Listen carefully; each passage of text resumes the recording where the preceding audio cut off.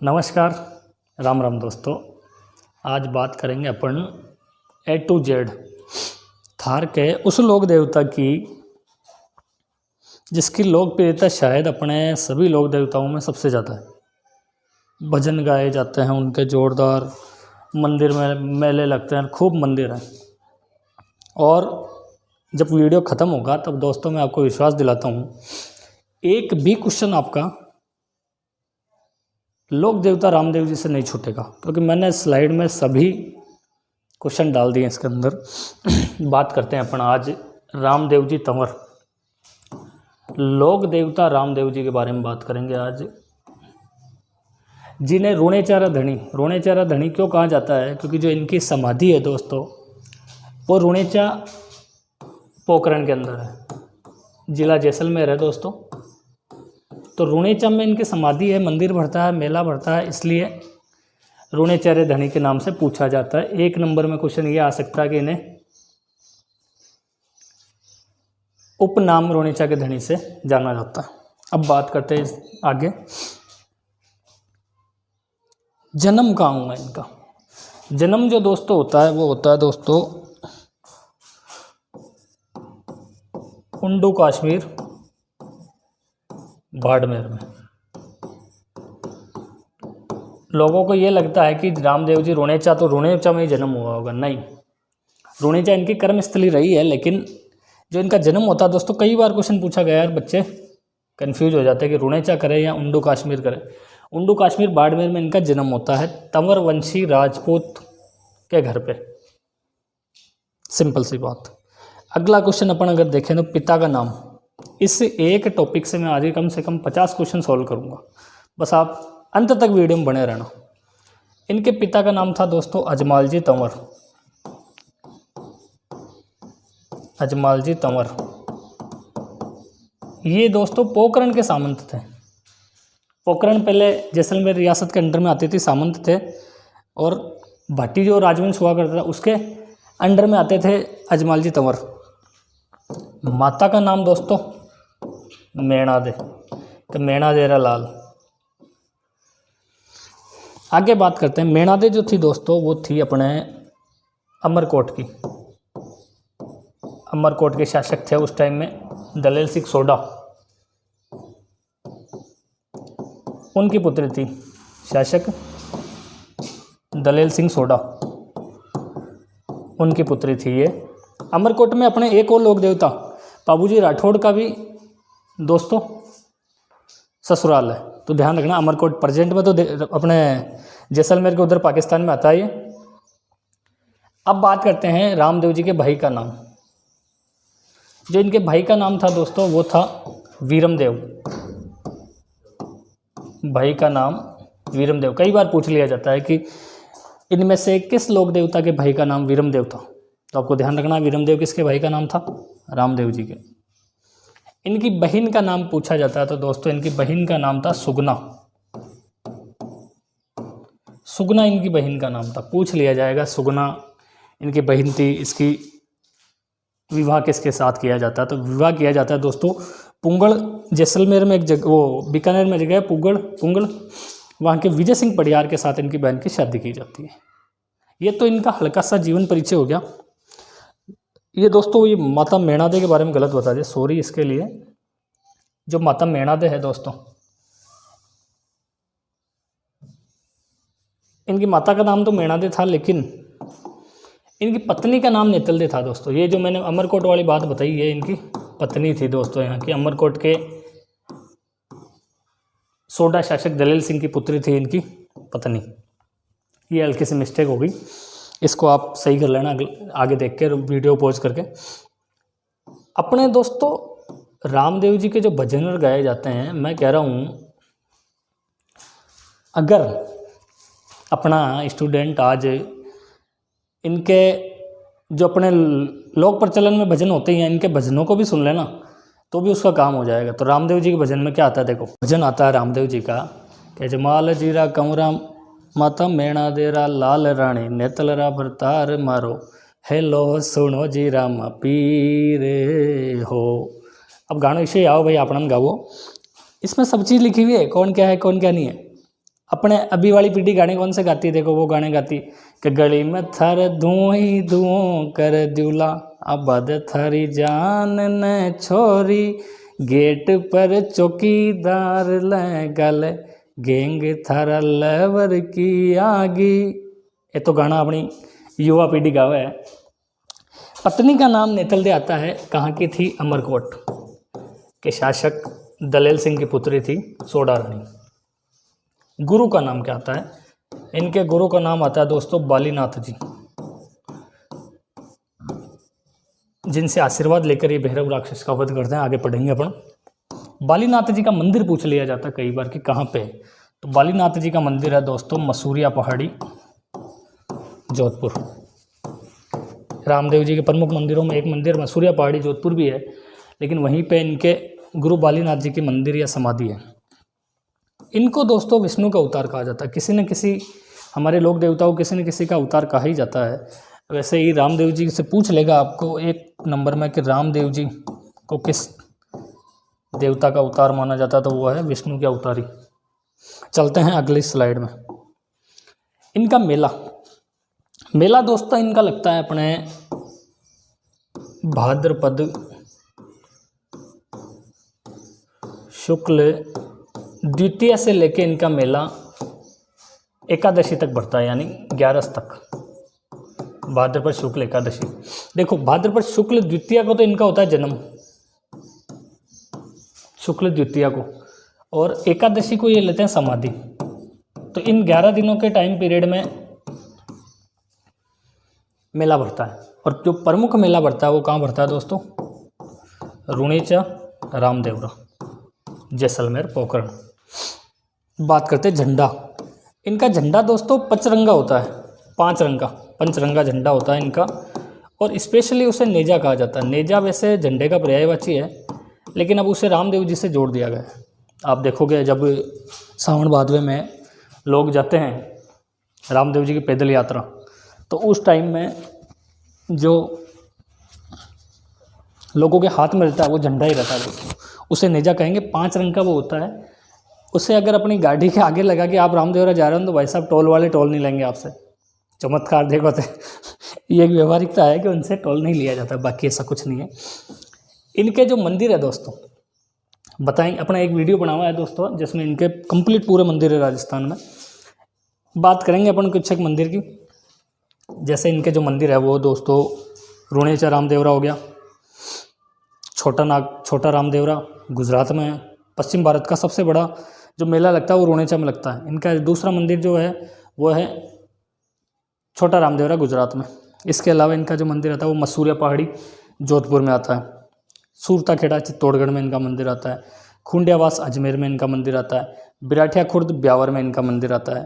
लेकिन एक जो आपको याद रखने की बात है वो है एक ये जो हल्दीना है दोस्तों अलवर में, हल्दीना अलवर, वहाँ भी इनका मेला बढ़ता है। ये नया है तो ये आपसे आने वाले टाइम में पूछ सकता है, इम्पोर्टेंट लगा के आप इसे लिख लेना। चलते हैं अगली स्लाइड पे। जब कभी आप रामदेवरा, मैं तो गया हुआ हूँ, रामदेवरा आप गए होंगे तो वहाँ पे आपने देखा होगा कि लोग अपने कंधे पे या सिर पे घोड़ा लेके चलते हैं, कपड़े का घोड़ा बहुत पसंद है भाई रामदेव जी को। तो उस कपड़े के जो घोड़े को क्या कहा जाता है, घोड़ले। रामदेव जी को प्रिय घोड़ा था, उसका नाम तो था लीलो, कि लीला घोड़ा रसवार। तो उस घोड़े का नाम कई बार पूछ लिया जाता है लीलो। और उस घोड़े का आप देखोगे तो जब वहाँ से लोग आते हैं वापस रामदेवरा मंदिर दर्शन करके, तो वो कपड़े का घोड़ा खरीद के लाते हैं वहाँ से। कई बार तो घोड़ा मंदिर में चढ़ाया भी जाता है और कई बार मंदिर अपने घर पे भी लाया जाता है। तो घोड़ा, अगर किसी से कपड़े के घोड़े से संबंधित कोई क्वेश्चन पूछा जाए, आंख मीच के भाई साहब रामदेव जी पे टिक कर देना। अब बात करेंगे जागरण। भाई साहब अगर राजस्थान में रहते हो और थोड़े बहुत ग्रामीण परिवेश से जुड़े हुए हो तो आप अब देखोगे कि आपके मोहल्ले में, गांव में हर दूसरे, तीसरे, चौथे, 5वें दिन किसी न किसी का जागरण लगता है।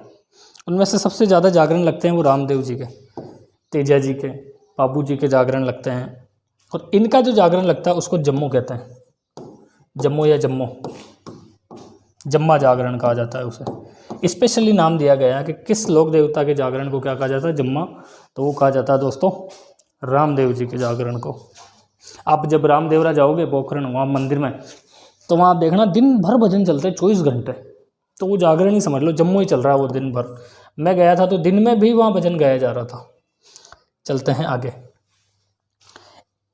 वैसे तो रामदेव जी को भाई साहब सांप्रदायिक सद्भाव का जनक कहा जाता है।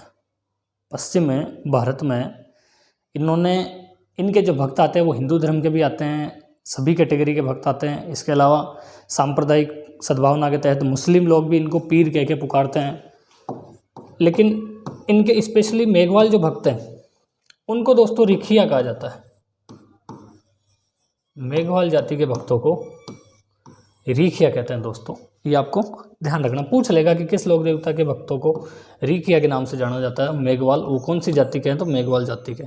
कई बार तो कई किताबों में तो इनको रामदेव जी को मेघवाल ही बता दिया जाता है दोस्तों, अपन उस कंट्रोवर्सी में नहीं फंसेंगे।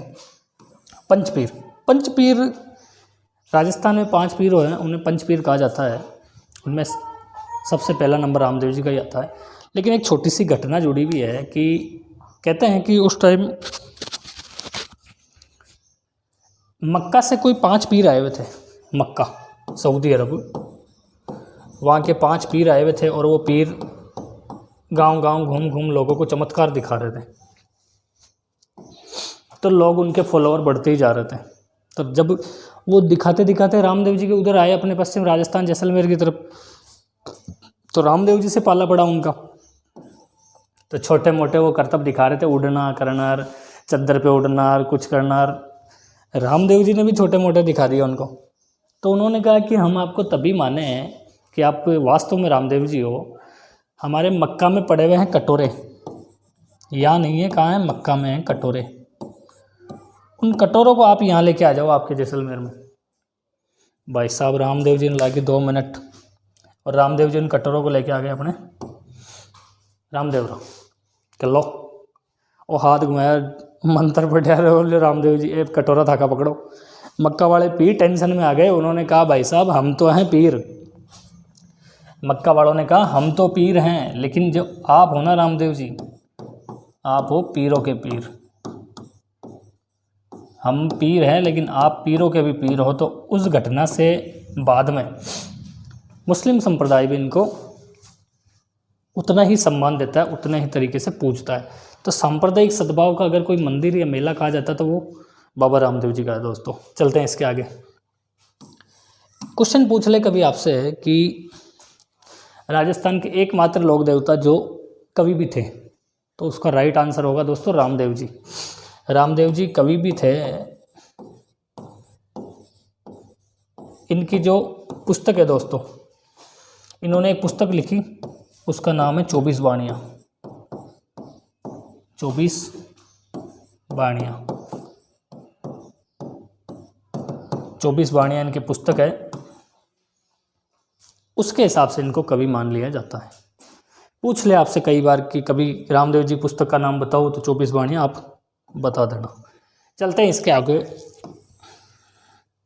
वैसे रामदेव जी दोस्तों पर्चे देते हैं कि पूछ ले कि पर्चे किस लोक देवता से संबंधित है, तो पर्चे दिए जाते हैं दोस्तों रामदेव जी संबंधित है। जहाँ रामदेव जी रोनिचा के अंदर एक बावड़ी है दोस्तों, मैं खुद जाके आया हुआ उस बावड़ी में, कोशिश करूँगा बावड़ी की फ़ोटो दिखाऊँ आपको। उस बावड़ी को दोस्तों पर्चा बावड़ी कहते हैं। पूछ ले 1 नंबर में कि पर्चा बावड़ी किससे संबंधित है, तो रामदेव जी से। कोई कुष्ठ रोगी अगर कोई होता है चर्म रोग से संबंधित, तो उस बावड़ी का मात्र पानी लगा लेने से, अपने शरीर पे पानी लगा ले तो उसका कुष्ठ रोग दूर हो जाता है। चर्म रोग, कैसा भी पुराना जो चर्म रोग हो, ऐसी मान्यता आएगी वो सही हो जाएगा।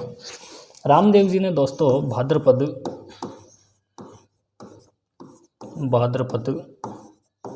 शुक्ल एकादशी,